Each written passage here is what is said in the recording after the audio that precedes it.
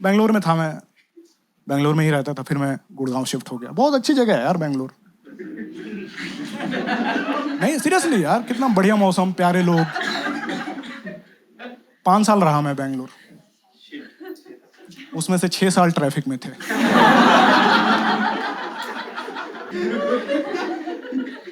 पता नहीं आपने ये न्यूज़ पढ़ा कि नहीं, बेंगलोर दुनिया का पहला ऐसा शहर हो गया है जहां कार एक ई मूवेबल एसेट है।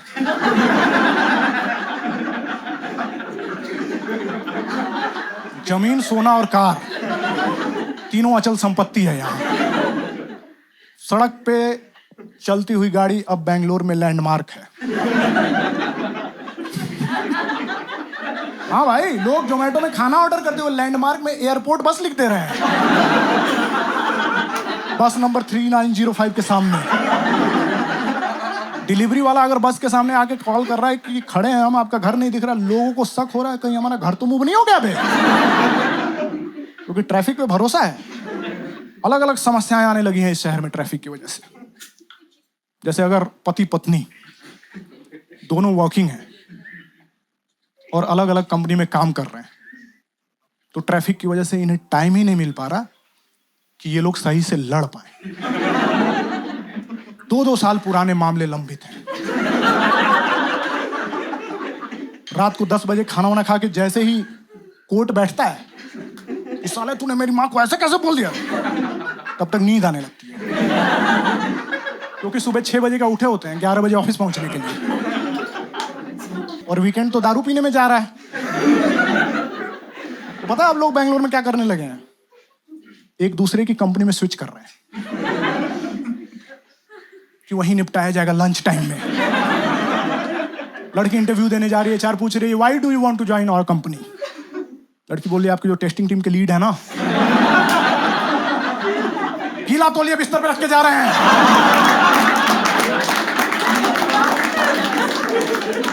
झूठे बर्तन सिंक में नहीं रख रहे हैं। एचआर कह रहे fair enough, I understand, you are selected in this round, जाइए नेक्स्ट राउंड आपका एचआर हेड लेंगे। उन्हें बोलिएगा कि कल रात से ही कूड़ा फेंकने को बोला गया है, क्यों देरी हो रही है। अलग अलग समस्याएं। और ऐसा नहीं है कि सरकार यहां कोशिश नहीं कर रही है इस प्रॉब्लम को, कर रही, हो ही नहीं पा रहा। सरकार ने यहां पे आउटर रिंग रोड बनाया कि जिसको शहर में काम नहीं हो, जिसको हैदराबाद चेन्नई जाना हो, बाहर बाहर ही निकल जाए। अब पूरा शहर वहीं रहता है। जिसको हैदराबाद चेन्नई जाना भी है 5 घंटे से वही फंसा पड़ा है, जब तक निकला पाइथन सीख गया।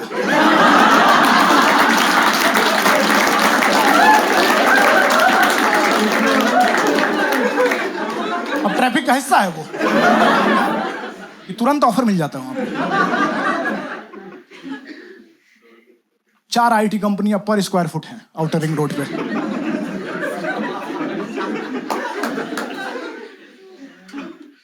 और देखो हम कॉमेडियंस पे ना ऐसे आरोप लगता है कि साले तुम लोग बस यहाँ की ट्रैफिक का मजाक उड़ाते हो, कुछ और नहीं मिलता है।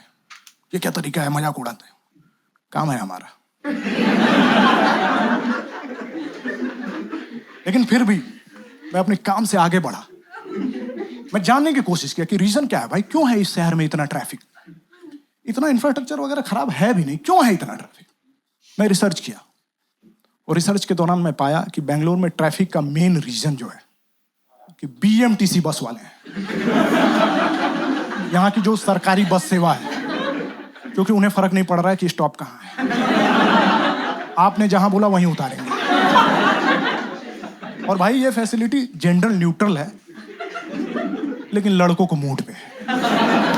मूड किया तो उतार रहे हैं, मूड किया तो 2 स्टॉप आगे छोड़ रहे हैं, वहां से पैदल आइए आप। लड़कियों को हमेशा है, लड़की ने बोला कि मेरा 2 स्टॉप पीछे रह गया, बैक में ले जा, कि 2-3 गाड़ियां ही तो पिछकेंगी, छोड़ेंगे आपको। आप इतना संघर्ष करके जॉब कर रही हैं, हम इतना भी नहीं कर पाएंगे। बिना देखे जहां बोल रही वहीं डिवाइडर पे पेड़ वेड़ पे उतार दे रहे हैं। मैं सिग्नल पे खड़ा हूँ, सिग्नल रेड है, बस के बगल में अपने बाइक से खड़ा हूँ। बस का गेट खोला, एक लड़की मेरी बाइक की टंकी पे उतर गई और खड़ी है। और मुझे भाई इस बात की प्रैक्टिस थोड़ी है यार। अचानक से सिग्नल ग्रीन हो गया, मैं उसे लेके आगे बढ़ गया। ऐसा लग रहा है 26 जनवरी का परेड चल रहा है। कुछ लोग पीछे गाड़ी से उतर के सलामी लामी दे रहे हैं, भारत माता की जय, भारत माता, एकदम देशभक्ति वाला माहौल हो गया। और मैं ऐसा फंसा हुआ हूँ, एक तरफ बस एक तरफ ट्रक, मैं उतार ही नहीं पा रहा हूँ भाई। मैं 2 किलोमीटर तक लेके गया। 2 किलोमीटर जाने के बाद मेरे दिमाग में कुछ तो कौन था कि यार बेचारी ये लड़की मेरी बाइक की टंकी पे उतर गई है यार, ये तो मेहमान है यार अपनी, इससे बातें वगैरह करनी पड़ेगी, कंफर्टेबल कराना पड़ेगा यार इसको। उससे बातें करने लगा, मैं कहा हाय, ऊपर से देख के बताइए कितनी दूर तक ट्रैफिक है, हेलमेट पकड़ लीजिए, नहीं गिर जाइएगा। दूसरा बेंगलोर में ट्रैफिक का रीजन मेरे रिसर्च के दौरान मैंने पाया, केटीएम बाइक वाले।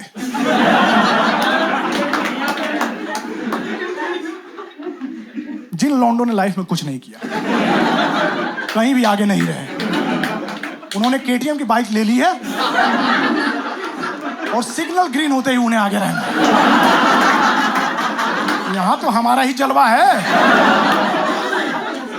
जैसे सिग्नल ग्रीन होता है जू करके ले जाते हैं और फिर आगे जाके एक्सीडेंट वगैरह होता है, एम्बुलेंस आती है, इसकी वजह से ट्रैफिक लगता है। मैं रिसर्च के दौरान यह भी पाया कि केवल आपके पास पैसे होने से आप केटीएम नहीं खरीद सकते। वो लोग हाई स्कूल का सर्टिफिकेट मांग रहे हैं, कम से कम 4 सब्जेक्ट में फेल, 3 सब्जेक्ट में फेल होके जाओ, मारने लग रहे हैं कि साले पल्सर लेने आए हो तुम। लोग हाई स्कूल का एग्जाम फिर से दे रहे हैं कि नहीं 4 में फेल होना पड़ेगा, केटीएम तो लूंगा ही मैं। जबरदस्ती का रेस लगा रहे हैं केटीएम, जबरदस्ती का। मैं अपने बाइक से खड़ा हूं, सिग्नल रेड है, बगल में केटीएम वाला है। जैसे ही सिग्नल ग्रीन हुआ, भाई साहब ने मुझसे रेस लगा लिया और मुझे बताया भी नहीं। और मेरी बाइक देख के एक अंधा भी बता दे कि कौन जीतेगा, क्योंकि मेरी बाइक थी राजदूत, पिताजी को दहेज में मिली थी। 2 ग्रीन सिग्नल तो इसे स्टार्ट होने में लगते थे। फिर भाई साहब ने मुझसे रेस लगा लिया है।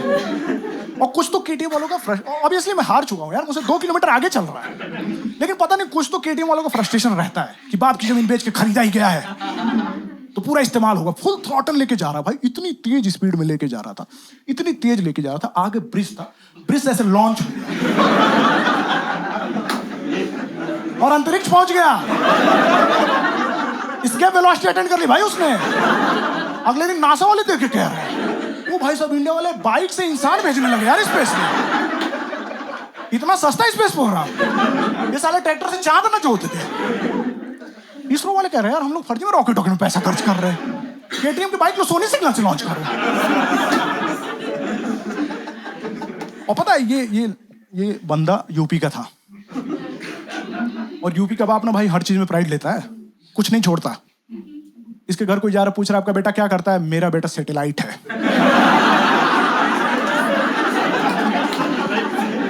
हमारा डिश टीवी सही नहीं चलता, हम बेटे को फोन कर देते हैं, ऊपर से सैटेलाइट ही घुमा देता है। तुम लोग घुमाते रहो अपना एंटीना, सैटेलाइट बन गया भाई। सोचो 10 साल बाद गवर्नमेंट स्कूल में पढ़ाया जा रहा है कि इंडिया से कितने सैटेलाइट लॉन्च हुए। Aryabhatta 1, Aryabhatta 2 and cool biker _1 with his KTM. आराम से जाना भाई। और केटीएम वालों को प्रॉब्लम पता है क्या है, उन्हें सिग्नल पे आगे खड़ा होना है, तभी तो सिग्नल ग्रीन होगा तो जूम करके जाएंगे और पूरे समाज का अटेंशन पाएंगे। तो अगर ये गलती से पीछे खड़े हो जाते हैं ना, तो कुछ भी करके इन्हें आगे आना होता है। तो मैं अपने बाइक से खड़ा हूं, मेरे पीछे खड़ा है, ठीक है, और डिवाइडर है, बिल्कुल जगह नहीं है, फिर भी निकालने की कोशिश कर रहा है।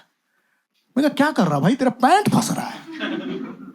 फिर भी नहीं माना, जैसे सिग्नल ग्रीन हुआ ना वहीं पीछे से जूम करके निकाला। मैं कहा ओए तेरा पैंट रह गया भाई। और क्या कर रहा भाई, बाइक तेरी केटीएम की है, जो पैंट रह गया लेवाइस का है, और अंडरवियर तू रूपा का पहना है यार। उसमें भी 3-3 छेद है। क्या कर रहा है? आराम से जा भाई। मेरा भी एक दोस्त था, कॉलेज में ही उसने केटीएम ले ली थी, बाप के जेवर बेच के। मैंने पूछा कि भाई लोग तो माँ के जेवर बेचते हैं। कह रहा माँ के जेवर बेच के ये समाज गलत कर रहा है। माँ अपने जेवर से इमोशनली अटैच है, बाप को पता ही नहीं है कि उसके पास जेवर है। दहेज में चेन और अंगूठी मिला रहता है, कहीं तो रखा है, बेच के खत्म करो। पॉइंट है यार इस बात में। उसको दे नहीं रहे थे केटीएम क्योंकि उसका हाई स्कूल में मार्क्स सही थे। फिर उन्होंने देखा नहीं ये तो इंजीनियरिंग के 7th ईयर में है, ये तो डिजर्व करते हैं, आप 2 ले जाइए 2। कुछ नहीं करता भाई ये आदमी, कुछ नहीं करता। इतना आलसी आदमी। इसके घर चला गया था भाई एक दिन, इतना आलसी, दिन भर पड़ा, अपने घर का कूड़ा डंजों से फेंकवा रहा है। आलस की वजह से ग्रीन टी पी रहा है कि कौन चाय पत्ती लाए, दूध लाए, बर्तन, ग्रीन टी पी लो। दुनिया का पहला ऐसा आदमी है जो अपनी आलस की वजह से फिट हो गया है। 7 साल में इंजीनियरिंग किया, 7 साल में मुश्किल से आईटी कंपनी में जॉब लगी है। 5 साल उसी कंपनी में मेहनत करके उसी कंपनी में सिक्योरिटी गार्ड बन गया।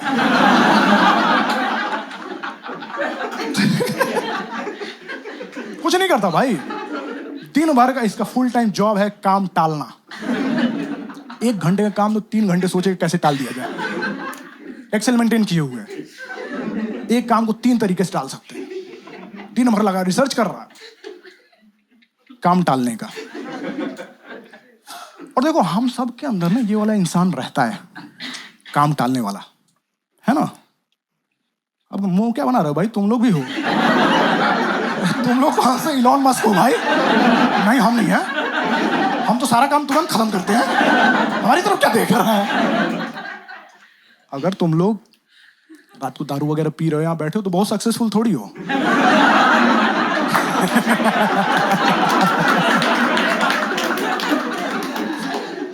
एवरेज ही हो।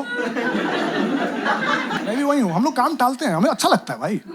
अगर कोई आके कहते कि चल ना बियर पीते हैं यार, काम कल कर लेंगे, मन एकदम हर्षित हो जाता है, ठंडा ठंडा लगता है कि हाँ हाँ कल करेंगे। ऐसा लगता है जैसे आज जो है 24 घंटे का है, कल तो 48 घंटे। खुश हो जाता है ना भाई। हम अच्छा आप लोग ये सोचो कि हम आज का सारा काम कल पे टाले पड़े हैं। हमने कभी कल के बारे में सोचा है कि अगर कल इंसान होता, उसकी कितनी फटी पड़ी रहती है कि उसका एक बड़ा भाई है, आज सारा काम छोटे भाई कल से करा रहा है।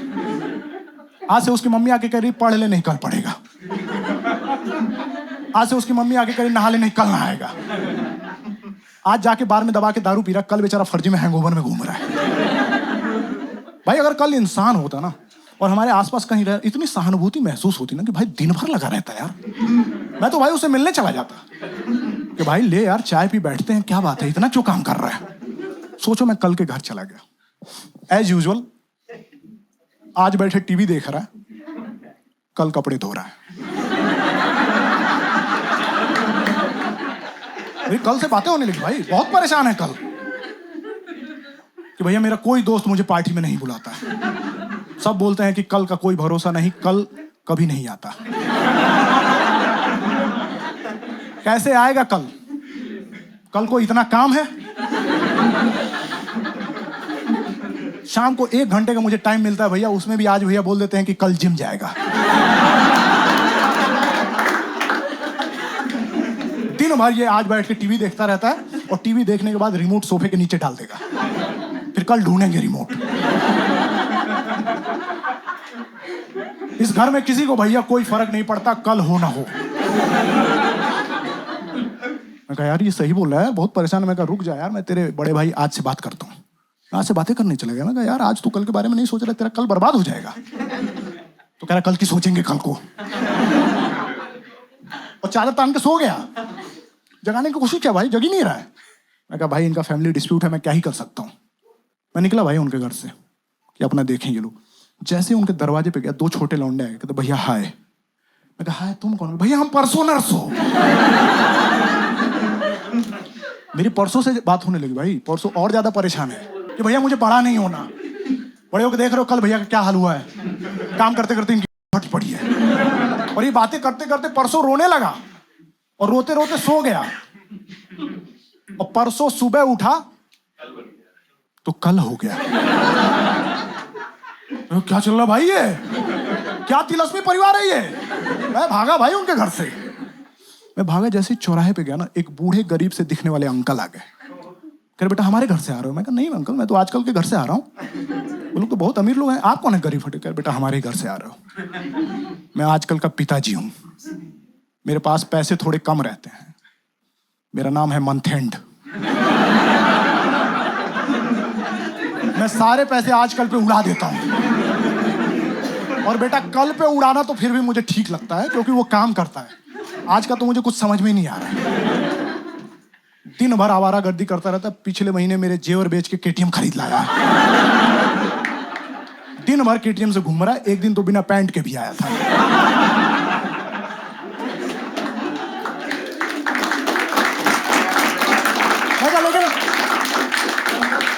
मैं कहा अंकल लेकिन एक बात बताओ, मंथ एंड तो आजकल के बाद आता है ना? कह रहे नहीं बेटा मैं पिछले महीने का मंथ एंड हूं। Thank you for listening, my name is Manish.